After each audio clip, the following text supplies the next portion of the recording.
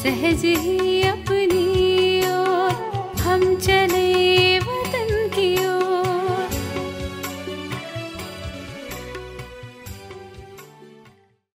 ஓம் சாந்தி 2/8/1975 அவ்யக்த பாப்தாதா மதுபன். வாணியின் தலைப்பு வெளிநாடுகளில் ஈஸ்வரிய சேவைக்கான மகத்துவம். பாப்தாதாவின் எதிரில் எந்த மாதிரி குழந்தைகள் எப்பொழுதும் இருக்கிறார்கள்? எப்பொழுதும் எதிரில் இருக்கும் குழந்தைகளின் விசேஷம் என்னவாக இருக்கிறது? அந்த மாதிரி விசேஷ ஆத்மாக்களுக்காக பாப்தாதாவிற்கு விசேஷ ரூபத்தில் சந்திக்க வேண்டியதாக இருக்கிறது. அப்படிப்பட்ட குழந்தைகளை கண்ணின் மணிகள் மற்றும் உலகின் ஒளி என்று கூறப்படுகிறது.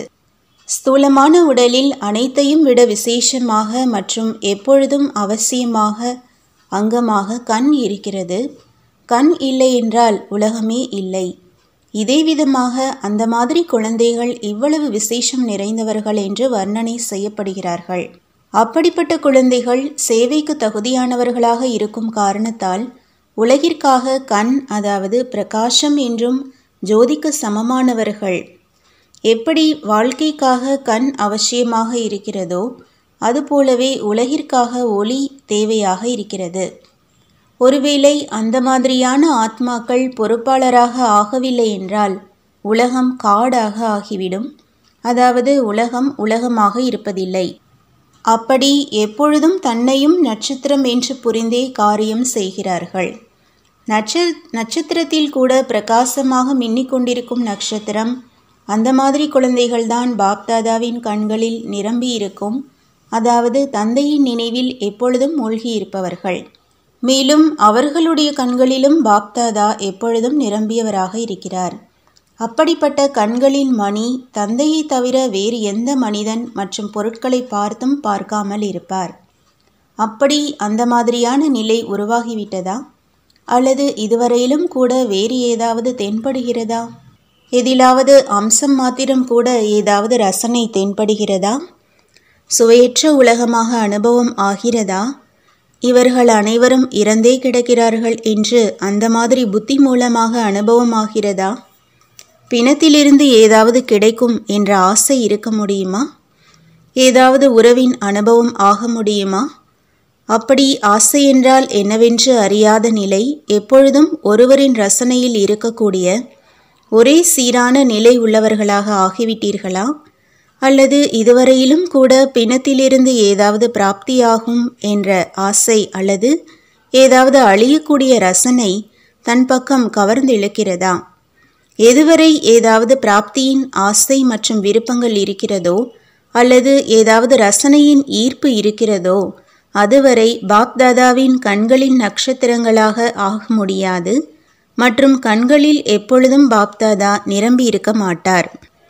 ஒன்று, அந்த மாதிரி விசேஷ ஆத்மாக்கள் யாரை கண்களின் மணிகள் மற்றும் கண்களின் நட்சத்திரங்கள் மற்றும் உலகின் ஒளி என்று கூறப்படுகிறதோ அப்படி முதல் நம்பரில்தான் கண்களின் மணிகள் இருக்கிறார்கள். இரண்டாம் நம்பர் எது? எப்படி கண்களின் மணி பிரசித்தியாக இருக்கிறதோ உலகிற்கே ஒளியாக இருக்கிறார்கள். இந்த விதமாக இரண்டாம் நம்பரில் இருப்பவர்கள் எந்த ரூபத்தில் பிரசித்தியாக இருக்கிறார்கள்? புஜங்களின் ரூபத்தில் பிரசித்தியாக இருக்கிறார்கள். பிரம்மாவிற்கு அநேக புஜங்கள் இருப்பதாக காண்பிக்கிறார்கள். இதிலும் இரண்டாம் நம்பர் புஜங்களும் அவசியம் இருக்கிறார்கள், அதாவது சகயோகி ஆத்மாக்கள். அப்படி தன்னை முதல் நம்பரில் இருப்பதாக நினைக்கிறீர்களா அல்லது இரண்டாவது நம்பரிலா? லண்டனின் குரூப் எந்த நம்பரில் இருக்கிறது? இரட்டை வெளிநாட்டினரின் குரூப் விசேஷமாக பாப்தாதாவை வரவழைத்திருக்கிறார்கள். வெளிநாட்டினரோ அனைவரும் தான். ஆனால் இவர்கள் இரட்டை வெளிநாட்டினர்கள். அப்படி இரட்டை வெளிநாட்டினருக்கு விசேஷ ரூபத்தில் பாப் தாதாவை வெளிப்படுத்த வேண்டும். எப்பொழுது புஜங்களாக அல்லாமல் கண்களின் மணிகளாக ஆவீர்களோ அப்பொழுதுதான் அதை செய்ய முடியும். வெளிநாட்டினர் சேவைக்காக புதிய திட்டத்தை உருவாக்க வேண்டும். எப்படி பாரதத்தில் வசிக்கும் சேவைக்கு தகுதியான ஆத்மாக்கள் புது புது கண்டுபிடிப்புகளை செய்கிறார்களோ அதேபோல் இரட்டை வெளிநாட்டினர் என்ன கண்டுபிடிப்பு செய்திருக்கிறார்கள்? எப்படி பாரதத்தில் உருவான கண்டுபிடிப்புகளை வெளிநாடுகளிலும் செய்கிறீர்களோ அதேபோல் வெளிநாட்டின் கண்டுபிடிப்பு பாரதத்தில் இருக்கட்டும். எப்படி கண்காட்சி, மகாநாடு, ப்ரொஜெக்டர் ஷோ மற்றும் கீதா பாடசாலைகள் இவை அனைத்தும் பாரதத்தில் வசிப்பவர்களின் கண்டுபிடிப்பாகும். அப்படி வெளிநாட்டினர் என்ன கண்டுபிடிப்பு செய்திருக்கிறார்கள்? மொரீஷியஸில் பிரதம மந்திரியை அழைத்தோம். யாரையாவது அழைப்பது அதுவும் இங்கிருந்துதான் தொடங்கியது. ஆனால் அதை நடைமுறையில் அங்கே கொண்டு வந்திருக்கிறீர்கள். அதுவும் சரிதான். என்னென்ன செய்திருக்கிறீர்களோ அதற்காக பாப்தாதா நன்றி கூறுகிறார். ஆனால் அங்கிருந்து ஏதாவது புதிய கண்டுபிடிப்பை செய்திருக்கிறீர்களா? வெளிநாட்டினருக்கு அந்த மாதிரி விஸ்தாரமான மார்க்கத்தின் சேவையின் கண்டுபிடிப்பை வெளிநாட்டு சூழ்நிலையின் பிரமாணம் உருவாக்க வேண்டும். அதன் மூலமாக கொஞ்ச காலத்திற்குள் வெளிநாட்டில் செய்தி சென்றடைய வேண்டும். டிவி மற்றும் ரேடியோவில் உங்களுடைய நிகழ்ச்சி வந்து கொண்டிருக்கிறது. இதுவோ அங்கே சாதாரண விஷயமாகும். எப்படி உங்களுடையது வருகிறதோ அதேபோல் மற்றவர்களுடையதும் வந்து கொண்டிருக்கிறது. இந்தியாவில் இது பெரிய விஷயமாகும். ஆனால் இதே விஷயம் அநேக இடங்களில் சாதாரணமானதாகும். யார் எவ்வளவு முயற்சி செய்தாரோ கொஞ்ச காலத்தில் தைரியம், ஊக்கமுற்சாகம் காண்பித்து சேவையை முன்னேற செய்திருக்கிறாரோ அதற்காக பாப்தாதா லாஸ்ட் இஸ் ஃபாஸ்ட் என்ற பட்டம் கொடுக்கவோ செய்கிறார். ஆனால் இப்பொழுது வெளிநாட்டினர் அனைவரும் ஒன்றாக கூடி வெளிநாட்டில் மிக சக்திசாலியான சப்தம் பாரதவாசிகளை வந்து சேரும் அளவிற்கு அப்படி புது கண்டுபிடிப்பை செய்யுங்கள். வெளிநாட்டு சேவையின் மூல அஸ்திவாரமே வெளிநாட்டில் எழும் ஓசை மூலமாக பாரதத்தின் கும்பகர்ணர்களை விழித்தெழ செய்வதுதான். வெளிநாட்டு சேவையின் லட்சியமே இதுதான். வெளிநாட்டினுடையதை வெளிநாட்டில் காண்பித்தீர்கள். இது ஒன்றும் பெரிய விஷயம் இல்லை. அந்த லட்சியத்தின் மூலம் வெளிநாட்டின் சேவை டிராமாவில் அடங்கி இருக்கிறது. மேலும் இதுவரையிலும் ஏதாவது கண்டுபிடிப்பின் ஓசை வெளிநாட்டிலிருந்துதான் வந்திருக்கிறது. கண்டுபிடிப்பு பாரதத்தினுடையதுதான். ஆனால் பாரதவாசிகள் பாரதத்தின் கண்டுபிடிப்பை வெளிநாட்டினரின் மூலமாகத்தான் ஏற்றுக்கொண்டு வந்திருக்கிறார்கள். அதே போலவே இந்த ஈஸ்வரிய பிரத்யக்ஷதாவின் ஓசை வெளிநாட்டு சேவைதான் பாரதத்தின் பெயரை நாலாபுறமும் பரப்பும். அப்படி வெளிநாட்டினர் இந்த காரியத்திற்காக பொறுப்பாளர் ஆகியிருக்கிறார்கள். எனவே இப்பொழுது அப்படி கண்டுபிடிப்பை செய்யுங்கள். யாராவது அந்த மாதிரி ஆத்மாவை பொறுப்பானவர் ஆக்குங்கள். அவருடைய அனுபவம் நிறைந்த ஓசை எழட்டும். வெறும் வாயளவு சப்தமாக இன்றி அனுபவத்தின் சப்தம் வெளிநாட்டிலிருந்து பாரதம் வரை வந்தடைய வேண்டும். கடைசி நேரத்தில் வெளிநாட்டு சேவைக்கு இவ்வளவு மகத்துவம் ஏன் கொடுக்கப்பட்டிருக்கிறது? அங்கு செல்லக்கூடியவர்களுக்கும் இந்த மாதிரி பாதகமான மற்றும் நேரத்தின் அருகாமை இருக்கும் பொழுது வெளிநாட்டில் ஏன் அனுப்பப்படுகிறோம் என்ற எண்ணமும் உருவாகிறது.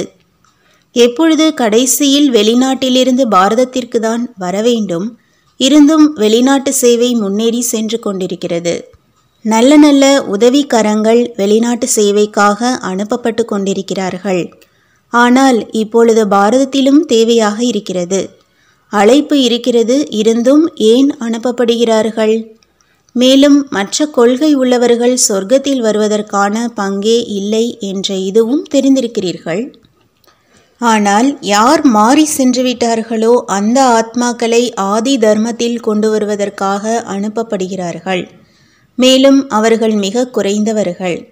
இதனுடைய மூல ஆதாரம் மற்றும் வெளிநாட்டு சேவையின் குறிக்கோளே வெளிநாடு மூலமாக பாரதம் வரை சப்தம் வந்தடையும் இரகசியம் டிராமாவில் அடங்கியிருக்கிறது. எனவே வெளிநாட்டு சேவைக்கு முதல் வாய்ப்பு கொடுக்கப்படுகிறது. மற்றபடி கீதா பாடசாலைகள் திறந்தீர்கள் மற்றும் டிவியில் பேசினீர்கள் என்ற இது ஒன்றும் குறிக்கோள் அல்ல. குறிக்கோளை சென்றடைவதற்காக இவை அனைத்தும் சாதனமாகும். புரிந்ததா? எனவே வெகு விரைவில் பாரதம் வரை எப்படி சப்தத்தை பரப்புவது என்று உங்களுக்குள் கருத்து பரிமாற்றம் செய்யுங்கள். வெளிநாடு மூலமாக பாரதத்தில் எப்படி ஓசை எழும்பும்? இன்று முக்கியமாக வெளிநாட்டினர்களுக்காக பாப்தாதாவிற்கும் வெளிநாட்டினராக ஆக வேண்டியிருந்தது. பாப்தாதா வெளிநாட்டினர் ஆகவில்லை என்றால் சந்திக்கவும் முடியாது. வெளிநாட்டு விசேஷ ஆத்மாக்கள் யார் விசேஷ காரியத்திற்காக பொறுப்பாளராக ஆகியுள்ளார்கள் அந்த மாதிரியான குரூப்பை பார்ப்பதற்காக, மேலும் சாக்கார ரூபத்தில் சந்திப்பதற்காக நிராகாரமானவர் மற்றும் ஆக்காரமானவருக்கும் சாக்கார ரூபத்தின் ஆதாரத்தை எடுக்க வேண்டியதாக இருந்தது. அப்படிப்பட்ட விசேஷ ஆத்மாக்கள் எப்பொழுதும் தன்னை விசேஷ ஆத்மா என்று புரிந்து கொண்டு எண்ணம் சொல் செயல் மூலமாக விசேஷமான எண்ணம் சொல் செயலை செய்து கொண்டே இருங்கள். 2 பக்கங்களிலிருந்தும் நல்ல குரூப்கள் இருக்கிறார்கள். உங்கள் காரணமாக மற்ற ஆத்மாக்களுக்கும் வாய்ப்பு கிடைத்துவிட்டது. மேலும் அனைத்து ஆத்மாக்கள், அதிலும் விசேஷமாக மதுபன் நிவாசிகள் தன்னை எப்பொழுதும் மிக அதிர்ஷ்டம் நிறைந்தவர் என்று புரிந்து கொள்ளுங்கள். ஏனென்றால் பாப்தாதா மதுபனை தவிர வேறு எங்கேயும் சந்திப்பை செய்ய முடியாது. லுசாகாவில் ஏன் வருவதில்லை? ஆகார ரூபத்தில் இங்கு அங்கு செல்ல முடியும். எப்பொழுது யாருடைய சரியான நல்ல நேரம் வந்துவிடுகிறதோ சூழ்நிலைகள் மற்றும் நேரம் எளிதாக இயல்பாகவே அங்கு அழைத்து செல்கிறது. நல்லது. தன்னை மற்றும் நேரத்தை தெரிந்திருக்கக்கூடிய, எப்பொழுதும் அனைத்து ரசனைகளிலிருந்து விடுபட்டு ஒரே ரசனையில் இருக்கக்கூடிய, பாப் தாதாவை எப்பொழுதும் கண்களில் நிரப்பி வைத்திருக்கும் பாப் தாதாவின் கண்களின் நட்சத்திரங்களுக்கு எப்பொழுதும் தன்னை ஜோதி சுரூப நட்சத்திரம் என்று புரிந்து நடந்து கொள்ளக்கூடியவர்களுக்கு, விலகிய மற்றும் அன்பான ஆத்மாக்களுக்கு, மேலும் மிக உயர்ந்த ஆத்மாக்களின் கூடவே விசேஷமாக இரட்டை வெளிநாட்டு ஆத்மாக்களுக்கு பாப் தாதாவின் அன்பு நினைவுகள். மேலும் நமஸ்காரம். வரதானம். என்னுடையது என்பதின் அதிகாரத்தை முடிவு கட்டி கோபம் மற்றும் அபிமானத்தின் மேல் வெற்றியடையக்கூடிய கர்ம பந்தனத்திலிருந்து விடுபட்டவர் ஆகுங்கள். எங்கு இது என்னுடையது என்பதின் அதிகாரத்தை வைக்கிறீர்கள் என்றால் கோபம், அபிமானம் அல்லது பற்றுதல் வந்துவிடுகிறது. ஆனால் இது சேவையின் துணைவர்களே அன்றி என்னுடையதின் அதிகாரம் இல்லை. எப்பொழுது என்னுடையது இல்லை என்றால் கோபம் மற்றும் பற்றுதலின் கர்ம பந்தனமும் இல்லை. கர்ம பந்தனத்திலிருந்து விடுபடுவதற்காக ஒரு பாபாவை தன்னுடைய உலகமாக ஆக்கிக் கொள்ளுங்கள். ஒரு பாபாவை தவிர வேறு யாரும் இல்லை. ஒரு தந்தையே உலகமாகிவிட்டார் என்றால் எந்த ஈர்ப்பும் இல்லை. ஏதாவது பலகீனமான சம்ஸ்காரங்களின் பந்தனமும் இல்லை. அனைத்து என்னுடையது என்னுடையது என்பது ஒரு என்னுடைய தந்தையில் அடங்கிவிடுகிறது. ஸ்லோகன். யார் நேரத்திற்கு தகுந்தாற்போல் ஒவ்வொரு குணம், ஒவ்வொரு சக்தியை காரியத்தில் ஈடுபடுத்துகிறாரோ அவர்தான் மாஸ்டர் சர்வசக்திவான். ओम शांति। तुम बच्चों को तो सर्विस करनी है, जो बाबा कहते हैं सबको ये बताओ कि देखो तुम्हारा एम एंड ऑब्जेक्ट ये है, एक गीता है बढ़िया, ये राजयोग है ना बच्चे। कैसे है राजयोग? बिल्कुल सहज है कि बाप को याद करो तो ये वैसा मिलेगा तुमको। ओम शांति।